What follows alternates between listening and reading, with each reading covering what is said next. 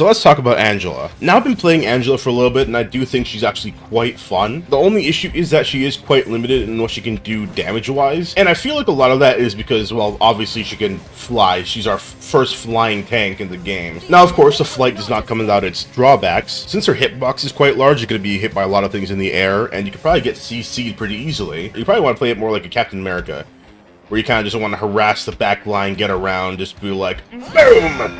Bam! Get over here. But also, flight is very integral to your game plan in general because it charges up that little meter in the middle, which increases your damage with your M1. If you don't have that charged up, you're not going to be doing a lot of damage, and you can only get that when you're going forward, either with your regular movement, with your shift, or if you're blocking damage with your shield. But of course, your shield is also quite small because they can't just have a super tanky character flying around like that, right?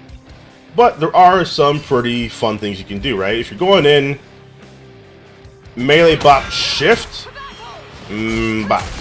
That's like your kind of bread and butter, right? If you're trying to get a backline pick. But then yeah, it's the same thing with when you're on the ground, where if you actually go into the ground, you need your bar filled up for the increased damage, right? So yeah. And of course, if you're on the ground, you just can't charge it up at all, right? So you're kind of just stuck being a regular melee character, which, to be fair, having that amount of damage on a Vanguard is pretty standard. The problem is you don't have any other abilities, right? So you're kind of just relying on your M1, which most tanks don't need to rely on entirely. They have other abilities. Whereas with Angela, we have our shield, which is fine.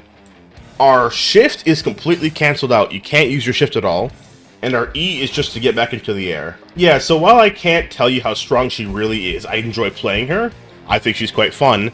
I can't tell you how strong she is. But I do think if she ends up being a little weaker than intended, the easiest fix would just be give her a grounded shift, I think. Like maybe just some sort of dash that charges up her little meter, right? Or just something. And maybe when she goes up to the air, just have people get pushed back away from her. That would be interesting. Even if it's not damaging, having a little extra CC where when she flies back up, people are pushed back, that would be nice. But yeah, that's my opinion of Angela.